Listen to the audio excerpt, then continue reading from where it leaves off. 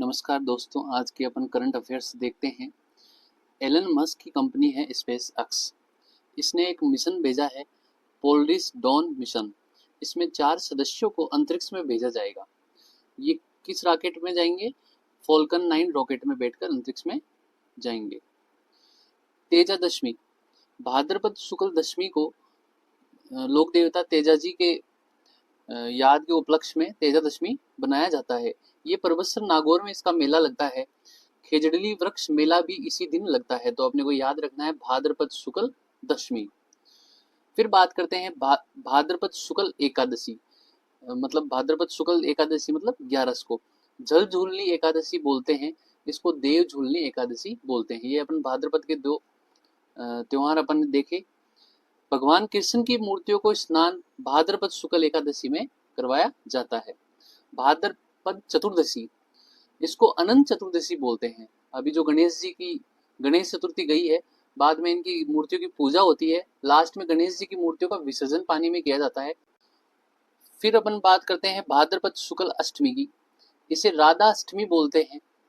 सलेमाबाद अजमेर में निम्बार्क समुदाय का मंदिर है, वहां राधा अष्टमी बनाई जाती है। वैसे गोविंद देव जी के मंदिर में भी राधा अष्टमी का त्योहार बनाया जाता है।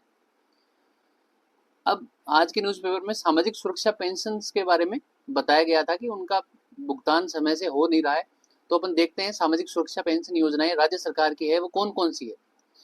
इन योजनाओं में कहा गया है कि 75 वर्ष की आयु तक न्यूनतम 1000 रुपए पेंशन तथा प्रतिवर्ष 15% की उस पेंशन में स्वतः वृद्धि की घोषणा इसमें 2023-24 के बजट में की गई थी। अभी अपन देखते हैं, इसमें पहली योजना है मुख्यमंत्री वृद्धजन सम्मान पेंशन योजना। इसमें जो ओल्ड एज है, इसमें फीमेल की आयु रखी है 55 प्लस और मेल की आयु रखी है 58 ईयर प्लस। इन सभी को 1000 रुपए प्रति माह दी जाएगी और इनकी वार्षिक आय, पारिवारिक की वार्षिक आय 48,000 से कम होनी चाहिए। दूसरी है मुख्यमंत्री एकल नारी सम्मान योजना। एकल नारी में विधवा औरत, तलाकशुदा व परित्यक्ता, ये तीनों ही शामिल है। इनकी भी वार्षिक आय 48,000 से कम होनी चाहिए। यदि वह एकल नारी 75 वर्ष तक है तो उसको 1000 रुपए देय होंगे और 75 प्लस है तो उसको 1500 रुपए प्रति माह मिलेंगे। मुख्यमंत्री विशेष योग्य जन मतलब दिव्यांगों के लिए ये योजना है। इसमें वार्षिक आय अपने को ध्यान रखनी है 60,000 रुपए से कम होनी चाहिए। अगर वह दिव्यांग 75 वर्ष तक है तो उसे 1000 रुपए, वह 75 प्लस है तो 1250 रुपए, तथा दिव्यांग होने के साथ वह कुष्ठ व सिलिकोसिस से पीड़ित है तो 1500 रुपए दिए जाएंगे। छोटे सीमांत किसान वृद्ध सम्मान पेंशन योजना सीमांत किसानों के लिए है, जिनकी जमीन कम है उनके लिए एज का दायरा रखा गया है। फीमेल का तो रखा है 55 प्लस और मेल का रखा है 58 ईयर प्लस। इसमें आय की कोई सीमा नहीं है सीमांत किसानों के लिए और 1000 रुपए प्रति माह उनको पेंशन मिलेगी। दूसरा देखते हैं कि इसमें क्या हुआ कि अपडेट ये है कि सरकार द्वारा हाल ही में जो मैंने बताई है 1000 रुपए न्यूनतम पेंशन होगी, उसमें 15% की बढ़ोतरी होगी। वह 1000 रुपए की राशि बढ़ाकर 1150 रुपए कर दी है। यह इंपॉर्टेंट है, न्यूनतम राशि 1150 रुपए ही होगी। दूसरा सरोगेसी के बारे में कुछ आर्टिकल था, तो अपन देखते हैं सरोगेसी का अर्थ क्या होता है। किराए की कोख।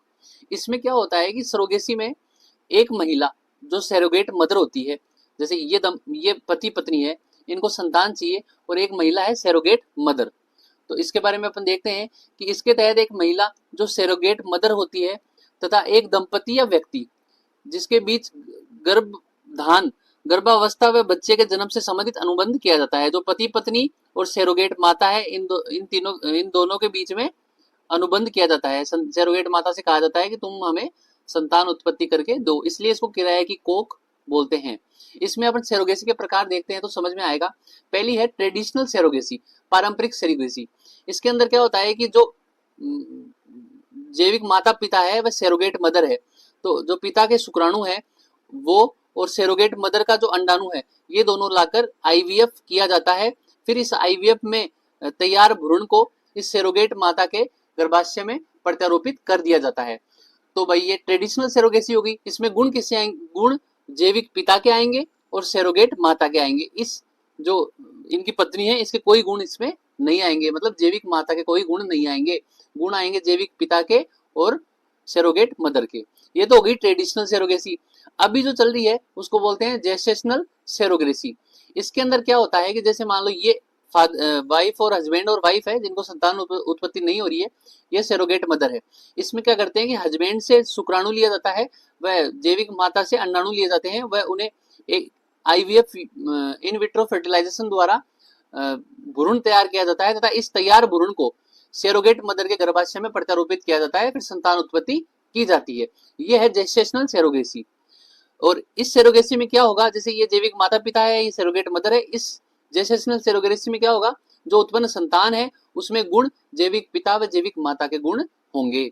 तो ये दो प्रकार मैंने सेरोगेसी के आपको बताए। अब सेरोगेसी का उपयोग कहाँ होता है? संतान प्राप्त करने के लिए तो उपयोग होता है, अपने देखा ऐसे दंपति जिनके संतान उत्पन्न करने में सक्षम नहीं है, या तो मदर के गर्भाशय में इतनी मतलब संपन्नता नहीं है कि वो संतान उत्पत्ति कर सके, गर्भाशय संतान को होल्ड नहीं कर पाता, तो ऐसे दंपति सेरोगेसी को अपना सकते हैं। गर्भधारण महिला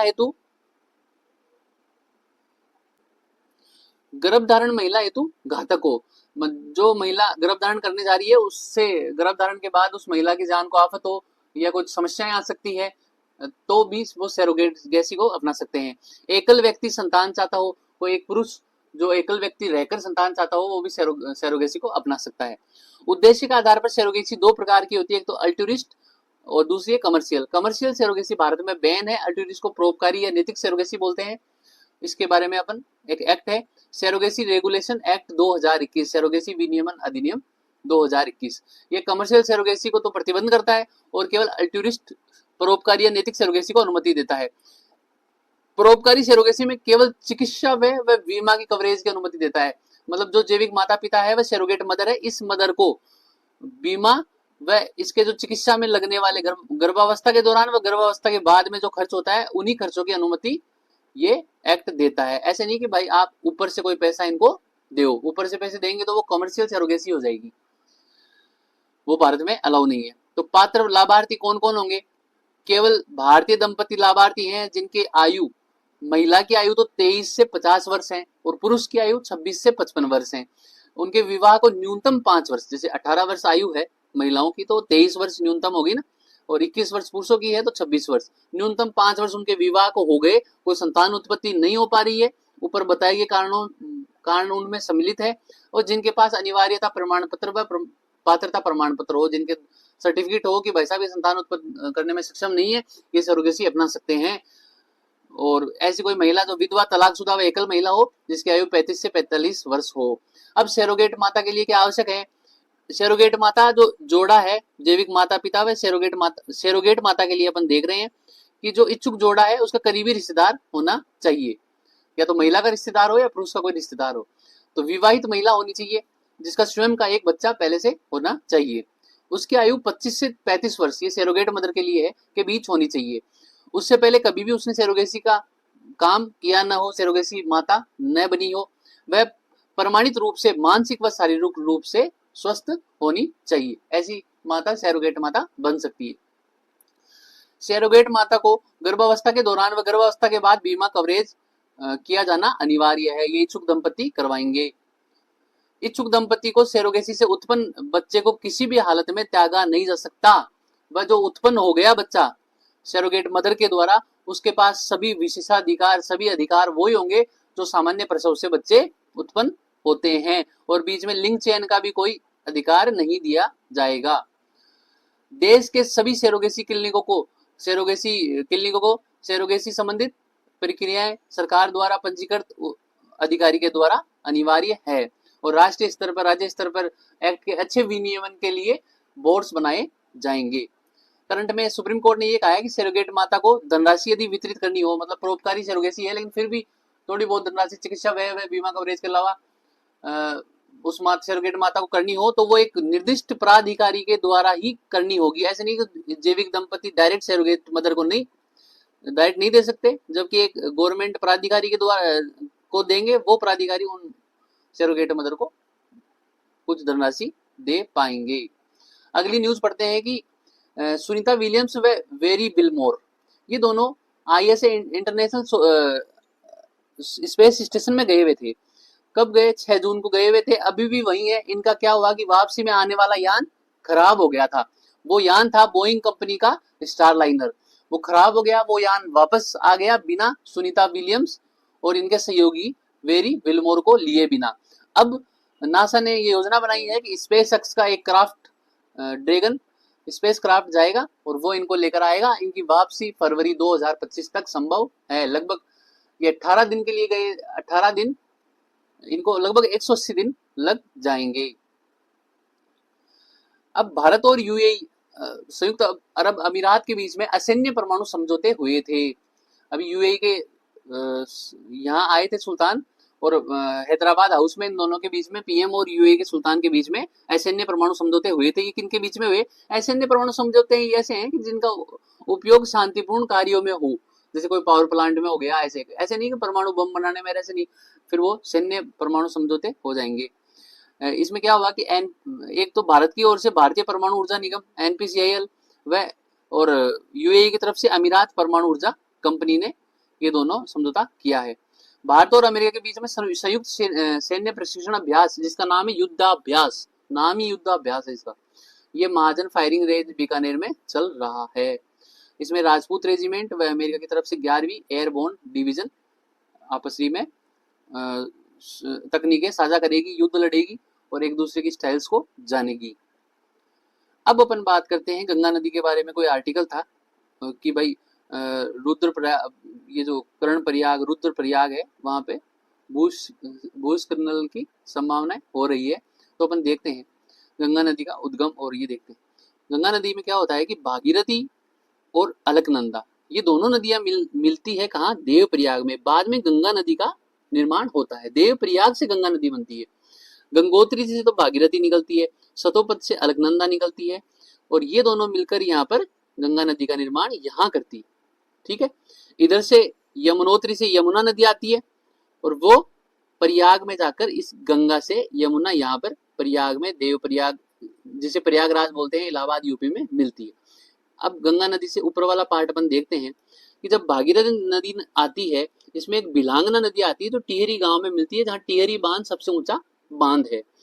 इधर अलकनंदा आती है, अलकनंदा में धौली गंगा नदी आके मिलती है जो विष्णु प्रयाग में। भाई ये प्रयाग देख लेना, बहुत इंपॉर्टेंट है। विष्णु प्रयाग में कौन कौन सी मिलेगी? अलकनंदा में धौली गंगा। फिर अलकनंदा में पिंडारी नदी आती है जो कर्ण प्रयाग में मिलती है। फिर आगे देखते हैं, अलकनंदा में मंदाकिनी नदी आके मिलती है रुद्रप्रयाग में। और देवप्रयाग मैंने आप बताया, देवप्रयाग क्या है? अलकनंदा व भागीरथी मिलकर देवप्रयाग में मिलती है, आगे गंगा नदी बनती है, गंगा में यमुना प्रयाग में मिलती है, जिसे प्रयागराज बोलते हैं। अब अपन थोड़ी थ्योरी देख लेते हैं। गंगा नदी का अपवाह क्षेत्र उत्तराखंड, उत्तर प्रदेश, बिहार, झारखंड, वेस्ट बंगाल, इन सभी राज्यों में गंगा नदी का अपवाह तंत्र फैला हुआ है। देखो भाई, गंगा नदी का जल ग्रहण क्षेत्र 10.63 लाख वर्ग किलोमीटर है और भारत में जल ग्रहण देखे तो 8.61 लाख वर्ग किलोमीटर। गंगा नदी की लंबाई देखे तो 2525 किलोमीटर है। गंगा देवप्रयाग से अलकनंदा व भागीरथी का संगम होता है, जो मैंने आपको बता दिया। भारत का सबसे ऊंचा बांध बताया था ना, टिहरी बांध है। भागीरथी में बिलांगना जहां मिलती है उसे टिहरी बांध बोलते हैं। ये गंगा नदी है। ये भारत का हल्का सा मैप जो मेरे से बना कोशिश करी, ये भारत का ऊपर का मैप है। तो इस मैप में अपन बताते हैं कि ये गंगा नदी, ये गंगा नदी, इसमें ये रामगंगा नदी मिलती है, यमुना नदी आ रही है, इधर से गोमती नदी आ रही है, इधर से काली नदी, और जब भारत में एंट्री करती है तो शारदा नदी, ये घाघरा नदी आ रही है, इसमें सरयू, राप्ती, ये नदियां, और इस साइड से गंगा नदी के दाएं साइड से ये सोन नदी आ रही है। फिर इधर गंडक नदी है, इधर सप्तकोसी, नेपाल में इसको सप्तकोसी बोलते हैं, भारत में कोसी बोलते हैं। फिर ये महानंदा नदी, फिर इधर आसाम से ब्रह्मपुत्र नदी, और इधर से दामोदर, और एक गंगा की वितरिका निकल रही है हुगली नदी। अपन इनका डेरिवेशन देखते हैं। अभी दाएं हाथ की नदियां तो बताई थी ना आपको, ये यमुना और सोन के बारे में देखते हैं। यमुना नदी क्या है? इसका उद्गम यमुनोत्री से होता है। यूपी, इलाहाबाद, प्रयागराज में गंगा नदी से मिलती है, जिसे प्रयाग बोलते हैं। गंगा की सबसे लंबी सहायक नदी है कौन सी? यमुना। यमुना सबसे लंबी सहायक नदी है। यमुना के किनारे आगरा व मथुरा शहर है। यमुना एक जैविक मर्द नदी है। अब यमुना नदी की सहायक नदियां हैं टोन्स व हिंडन, जो यमुना नदी के बाएं हाथ से मिलती है। दाएं हाथ में यमुना में राजस्थान से चंबल है, केन है, बेतवा है, सिंध है। केन बेतवा बुंदेलखंड के पठार से आती है। फिर बात करते हैं अपन सोन नदी की। सोन नदी एमपी के अमरकंटक से इनका उद्गम होता है। सोन नदी का उद्गम, तो सोन नदी एमपी के अमरकंटक से इनका उद्गम होता है, मध्य प्रदेश के अमरकंटक स्थान से। बिहार सोनपुर में गंगा से ये मिलती है सोन नदी। बेसिन में इसके सोने के निक्षेप है, इसलिए इसको सोन नदी भी बोलते हैं। इसकी प्रमुख सहायक नदी है रिहंद। रिहंद नदी पर यूपी व एमपी की सीमा में रिहंद बांध है। रिहंद बांध याद रखना। रिहंद बांध पर गोविंद बल्लभ पंत सागर जलाशय वेरी इंपॉर्टेंट है, जो रिहंद बांध यूपी में है। अब गंगा के बाएं हाथ की सहायक नदियां जो अपन ने देखी थी, कौन कौन सी थी? ये रामगंगा, गोमती, काली, घाघरा, गंडक, सरयू, राप्ती, कोसी, महानंदा, ये अपन देखते हैं। तो बाएं हाथ की सहायक नदियां हैं रामगंगा, इसका उद्गम उत्तराखंड से होता है, गढ़वाल जिले से। यूपी कन्नौज में गंगा से संगम इसका होता है। कन्नौज जो भी इत्र के लिए फेमस है, इत्र के लिए फेमस है। रोहिलखंड के मैदान की प्रमुख नदी है। रोहिलखंड के मैदान की प्रमुख नदी है। ये रोहिलखंड का मैदान है कि भाई ये यूपी है, ये बिहार है और ये वेस्ट बंगाल है। तो यूपी में जो ऊपर है वो रोहिलखंड का मैदान है और लखनऊ के पास है जो अवध का मैदान है। बिहार में ऊपर की साइड में ये गंगा नदी जा रही है बीच में से, ऊपर की साइड में मिथिला का मैदान है, नीचे मगध का मैदान है और इधर से कोसी नदी आती है और कोसी और महानंदा के बीच में बारिंद का मैदान है। तो अपन पढ़ रहे हैं रामगंगा। रामगंगा रोहिलखंड के मैदान की प्रमुख नदी है। दूसरी है गोमती। यूपी के पीलीभीत जिले से इसका उद्गम होता है। लखनऊ व जौनपुर शहर गोमती नदी के किनारे स्थित है। ये अवध के मैदान की प्रमुख नदी है। अवध का मैदान मैंने बताया, लखनऊ के पास वाला मैदान यूपी में अवध का मैदान है। फिर अपन इन मैदानों को देख रहे थे कि भाई कोसी के और महानंदा के बीच में बारिंद का मैदान है। तो इधर से झारखंड से ये झारखंड से नदी आती है दामोदर। दामोदर नदी में कोयले के भंडार है, इसलिए भारत की रूर घाटी इसको बोलते हैं। इसके दामोदर नदी इस पठार को काटती है, हजारीबाग का पठार व नीचे का इसका भाग कहलाता है रांची का पठार। इधर से स्वर्ण रेखा नदी आती है, ओडिशा में बहती है। दामोदर नदी व स्वर्ण रेखा के बीच में रार है और इधर ये गंगा नदी आ रही थी, इससे एक वितरिका निकलती है जिसे हुगली नदी बोलते हैं। सर्वाधिक उत्पादन गंगा नदी के मैदान में ही फसलों का होता है। तीसरी अपन घाघरा नदी देखते हैं। इसका उद्गम तिब्बत के पठार से ऊपर से होता है। इसको नेपाल में कर्णाली बोलते हैं। प्रमुख सहायक नदी शारदा, सरयू व राप्ती है। शारदा नदी नेपाल से निकलती है तो नेपाल में इसको काली नदी बोलते हैं, भारत में शारदा नदी बोल देंगे। सरयू नदी के किनारे अयोध्या बसा हुआ है और राप्ती नदी के किनारे गोरखपुर शहर बसा हुआ है। अब अपन बात करते हैं कोसी की। तिब्बत के पठार से कोसी का उद्गम होता है, जैसे शारदा काली का होता है। प्रमुख धारा है कि भाई सुन कोसी, तमुर कोसी और अरुण कोसी, और नेपाल में इसको सप्त कोसी बोलते हैं और भारत में कोसी बोलते हैं। देखो ये सुन कोसी, अरुण कोसी, तमुर कोसी, ये सप्त कोसी नेपाल में बोल देंगे। जब ये भारत की सीमा में आ जाएगी तो कोसी नदी बोल देंगे बिहार में। ये नदी बहुत ही क्या करती है, बाढ़ लाती है। कैसे लाती है कि गंगा में सर्वाधिक अवसाद व जल लेकर यही नदी आती है। जब अवसाद आएंगे तो इधर इधर घूमेगी नदी, घूमेगी नदी तो इसको मार्ग परिवर्तन होगा, मार्ग परिवर्तन होगा तो ये बिहार का शोक कहलाती है। बिहार में बाढ़ लाती है, बार बार मार्ग चेंज करती है, लोगों को पता ही नहीं चलता और बार बार बाढ़ कोसी नदी में आ जाती है, इसलिए बिहार का शोक कोसी नदी। अब अपन बात करते हैं महानंदा। इसका उद्गम वेस्ट बंगाल में दार्जिलिंग, जहां चाय बनती है, की पहाड़ियों में होता है। गंगा की बाएं हाथ की आखिरी नदी महानंदा है। भाई इसके बाद में कोई नदी बाएं हाथ की है नहीं। फिर वितरिकाओं की बात करते हैं तो हुगली गंगा की एक और एकमात्र वितरिका है। यह फरक्का नामक स्थान से गंगा से अलग होती है। भाई गंगा नदी जा रही है, ये वितरिका ऐसे अलग हो जाती है गंगा से। सब तो आ रही थी नदियां, ये वितरिका अलग जाती है। इसके किनारे कोलकाता व हल्दिया बंदरगाह स्थित है। इसे विश्वासघाती नदी बोलते हैं। फरक्का स्थान पर एक बैराज बना हुआ है जहां से गंगा नदी का जल हुगली में छोड़ा जाता है और हुगली के नीचे अवसादों को हटा देती है। अब अचानक से जल छोड़ेंगे तो नीचे जो गिल्ट अवसाद जमे हुए हैं वो अचानक से ये हटा देगी। दामोदर हुगली नदी की प्रमुख सहायक नदी है। दामोदर जो झारखंड के छोटा नागपुर पठार को दो भागों में बांटती है, बताते ना, ऊपर वाला भाग हजारीबाग और नीचे वाला रांची का पठार। नदी भ्रंश घाटी में बहती है। भ्रंश कगार में नदी दामोदर नदी बहती है। छोटा नागपुर पठार को दो भागों में बांटती है। कोयले का भंडार है, इसलिए भारत की रूर घाटी बोलते हैं दामोदर नदी घाटी। दामोदर नदी घाटी भारत में पहली बहुउद्देशीय परियोजना थी, यूएसए की टेनेसी नदी की जैसे। ये प्रदूषित नदी है। अब अपन बात करते हैं अगला, ये अपन ने गंगा के बारे में पढ़ा। अब अपन बात करते हैं कि सड़क परिवहन मंत्रालय ने एक अधिसूचना जारी करी है और टोल वसूली हेतु नई योजनाएं बनाई जा रही। अब ये होगा सिस्टम, मैं आपको समझा देता हूँ कि पहले अपन टोल से मैनुअल पैसे देते थे, फिर उसके बाद में फास्टैग आया, फास्टैग से टोल करता था, लेकिन फिर भी प्रॉब्लम आ रही थी। अब सरकार ये चाह रही है कि भाई गाड़ी हाईवे पर चढ़े तो गाड़ी में ऐसा कोई सिस्टम बना दिया अपन जीपीएस व ऑन बोर्ड यूनिट को मिलाकर कि भाई जब यहाँ से चढ़े तो 20 किलोमीटर तक तो कोई टोल लगे नहीं, उसके बाद में जितनी किलोमीटर चले, भाई 30 किलोमीटर चले तो उसके पैसे 30 किलोमीटर तक ही कटे, 40 में चले तो 40 किलोमीटर तक ही कटे।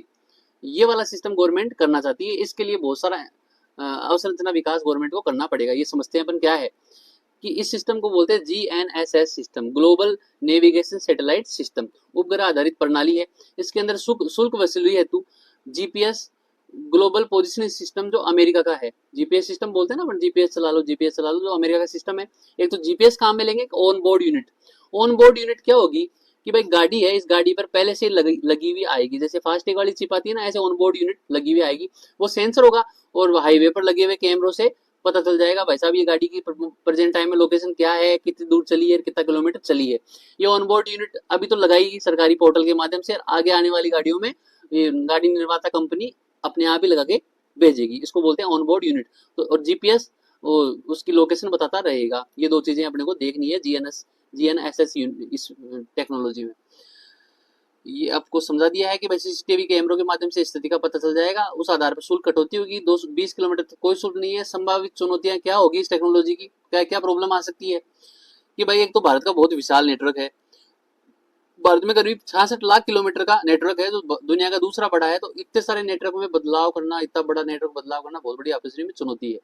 नई टोल प्रणाली के लिए बुनियादी ढांचा भी अपग्रेड करना पड़ेगा। पहले तो अपन मैनुअल लेते थे, फिर फास्टैग पर आए, अब फास्टैग से जीएनएसएस पर आए, इसके लिए पूरा ढांचा बदलना पड़ेगा। ये भी चुनौती भरा काम है। ये अपना जीएनएसएस सिस्टम प्रणाली हो गया। वो कुल मिला के ऊपर वाला टोल अवैध वसूली होती थी।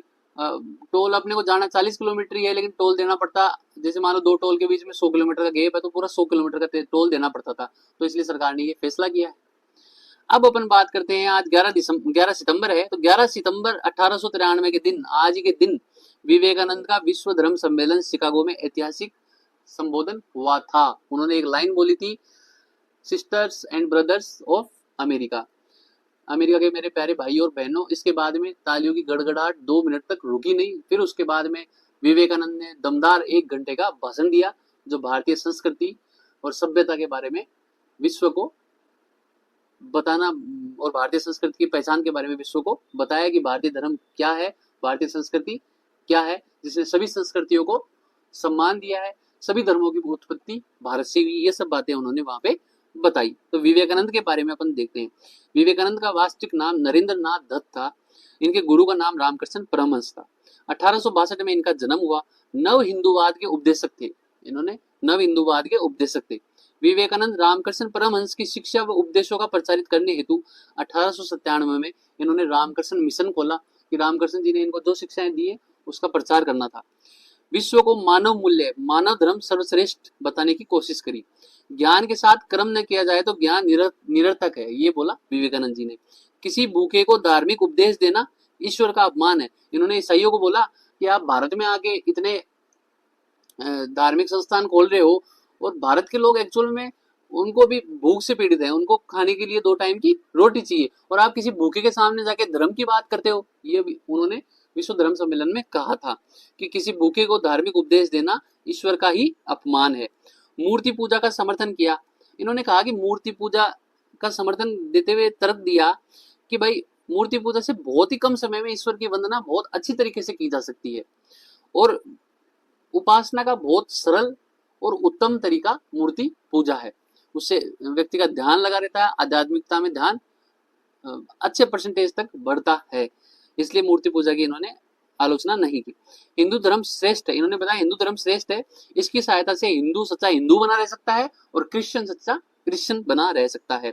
इन्होंने कहा कि अगर पश्चिम के भौतिकवाद को मिलाएं और भारत के आध्यात्मिकता को मिलाएं तो एक बहुत मानव जाति की बहुत अच्छी तरीके से भलाई हो सकती है। इन्होंने दोनों के मध्यम मार्ग को बताया कि पश्चिम का तो भौतिकवाद और भारत का आध्यात्मवाद। खेतड़ी के महाराजा थे उस समय अजीत सिंह, उन्होंने इनको विवेकानंद नाम रखने का सुझाव दिया। वह शिकागो में जाने हेतु आर्थिक सहायता इनकी करी।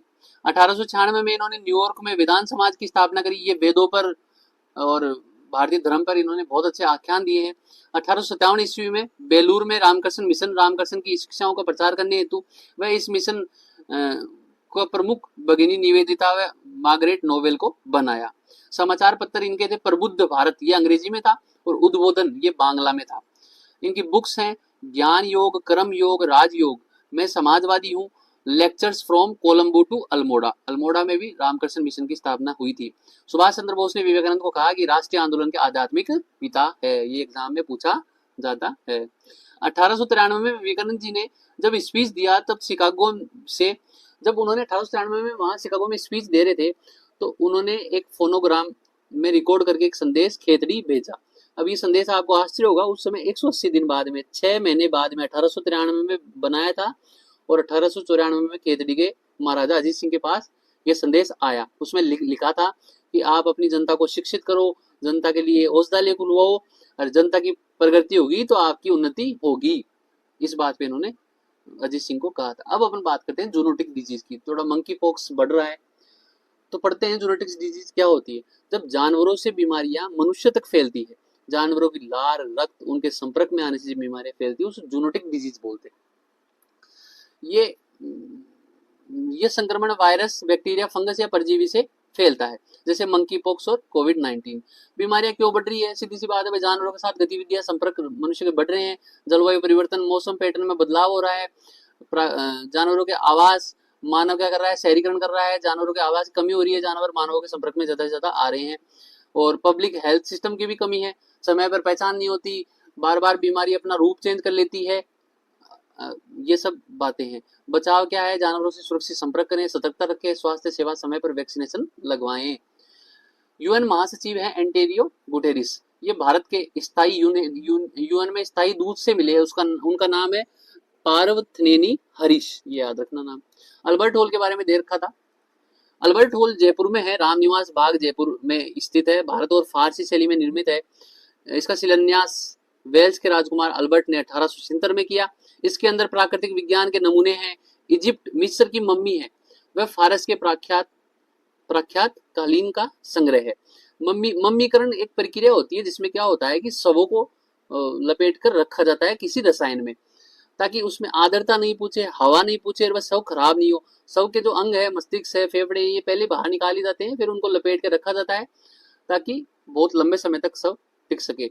तो शवों को सुरक्षित रसायन में रखा जाता है। ये रसायनों की खोज हुई थी, इसमें मिला था कि एशिया के जो भारत के रेजिन है, लेबनान का एक देवदार का तेल है, और मृत सागर का कोलतार, ये सभी से मिलाकर वो रसायन बनाए जाते हैं। इस प्रकार मम्मीज को सुरक्षित रखा जाता है। ये प्रक्रिया मम्मीकरण है। मिस्र में लाखों मम्मियां मिली है, एक मम्मी अपने यहाँ अल्बर्ट हॉल में भी है। धन्यवाद।